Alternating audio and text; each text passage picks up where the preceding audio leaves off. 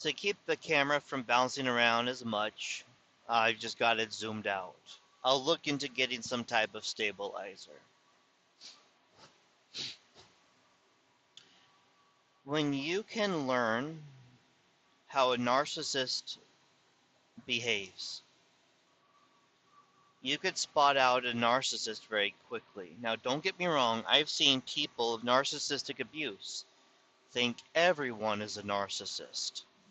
Just like how empaths like me will always give everyone the benefit of the doubt and take us decades to finally come to terms with the fact that these people are all narcissists. But there are some things that I've noticed that a narcissist would say. It could be a mild comment of someone that views themselves as a victim and they're not capable of empathy. Those are interesting, but those are hard to spot out. I only got one of them.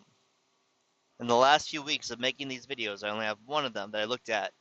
I was like, that person is not really that person is not a victim, you know. And then you have um, state, very obvious narcissists that you can determine by their statement.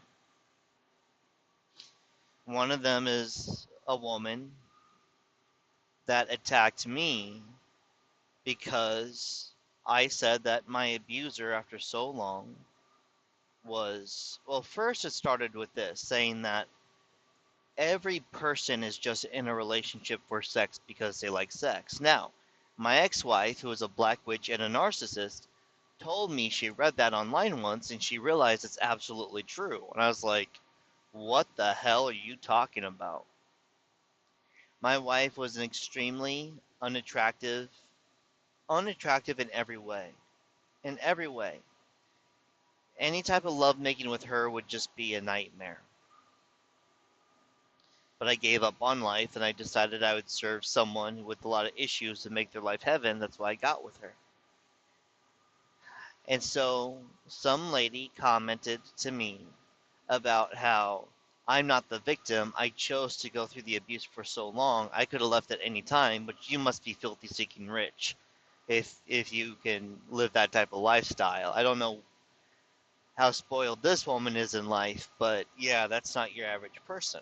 But she said that despite all that, I chose to stay because of sex, because that's why people are in a relationship. Now, of course, there's a lot to unpack there. That person is completely spiritually and emotionally and psychologically detached to any type of healthy behavior. In that person's mind, everything is for physical pleasure, instant gratification. Now that leads to the next point. Because of that, that person was not able to sympathize with victims. She went through that whole video and could not understand or feel any emotion to what it would be like to be treated that way. The next issue is she immediately attacked me being a man, thinking that I would be a pervert, and saying that because I was abused so horribly by someone, it was my fault, and that's what narcissists do. They're like, it's your fault. You did something in your life, or it's your fault that I attacked you in this way. And they all stick together. They all have that same mindset.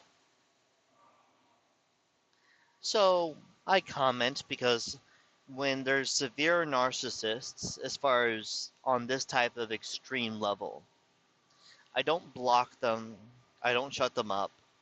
If they're a troll account and they're just a fake trolling, I block them. But if they are someone that suffers from a severe case of narcissism, like this woman clearly did, then what I do is I will comment and I want to hear them talk more. because I'm learning more about the narcissistic mind. Now, what's interesting is the narcissistic mind is not complicated. When you keep them talking, you don't really get anything new. You get the same old babbling like a child that's whining because they want a piece of candy, a cookie, or a toy or something. So you tend to get a lot of that. But beneath all that, you'll be able to tell if they're a covert narcissist, a malignant narcissist, which a couple of those have commented. And I've known a couple malignant narcissists. They're scary as hell. As a matter of fact, I misspoke in here and I accidentally called a covert narcissist a malignant narcissist, and YouTube will not let me edit it and put a correction over it. I mean, might have to use a laptop, but in case you see that video, I know when I'm trying to fix that.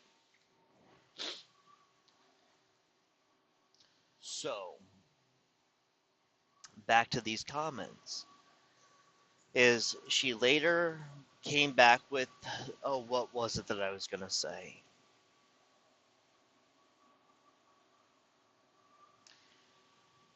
Anyway, my point here is this. You can witness someone make a single statement even when you first meet them and know for a fact that that person lacks so much empathy, that person takes pleasure in um, causing harm to others, that person is a bully, that person is extremely ignorant because their statement does not have any quality. It's just, you're a liar type thing because they don't like what you said. They don't say, well, that can't be the case because blah, blah, blah. So nothing's just, they never have anything to support it. So they're always very ignorant. And the reason for their understanding their statements on why it's a fact is because of their feelings. And they don't like that. So, yes, I believe that you can meet someone. There was this girl the other day in Indianapolis, very lovely young lady that works at a pho restaurant. And she had her friend there that was going to college. And immediately her friend spoke over me about something that I know very well because she is going to college for a degree in it. So she chose to speak over me, someone with over a decade of knowledge in the matter, correct me with what she read in a book, in a college in Indiana, mind you, which is very behind. And dismissed everything I had to say. So again, we could see that with this young lady, the first thing she said to me was something based on an emotion. It was because she read it in a book at college, and it was not correct. It was pure ignorance. She dismissed what I had to say. She saw that I have a lot of knowledge in the manner,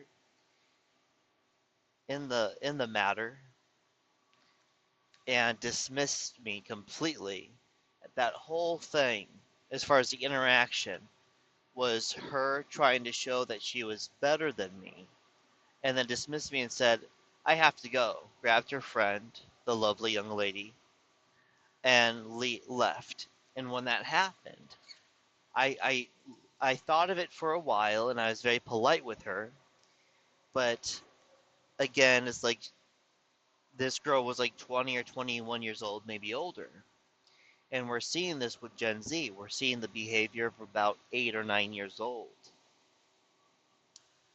especially if they go to college or university. We see it's much worse.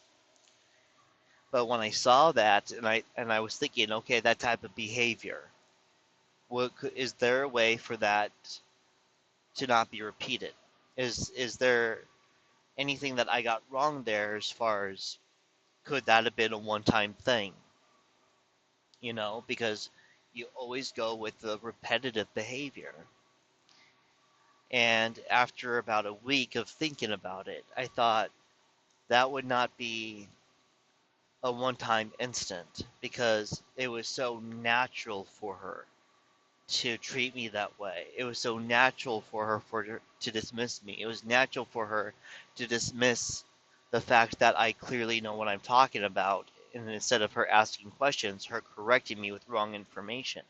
And it was very natural for her to say, "I gotta go," while she's looking down at the phone while I'm speaking. It was very natural for her to show that she did not care about facts because it was coming from me, and then left with her friend. When I saw that, or when I thought of that, I really analyzed it. I thought that one experience is more than enough to know that that is a bad person. That is a narcissistic person that lacks empathy or compassion or love. And by the treatment of me, likely enjoys having abusers. She's the type of person who would have friends, because I know that the other girl that she grabbed her arm and walked away with, she's the type of person that likes to have friends and chooses to hang around people that she can easily control. So, yes, people can give a single behavior that is more than enough. And it's not an insult. It's not because they cut someone off in line. It's not because they're in a hurry and so they're putting their needs first. It is when there's no reason for them to act that way.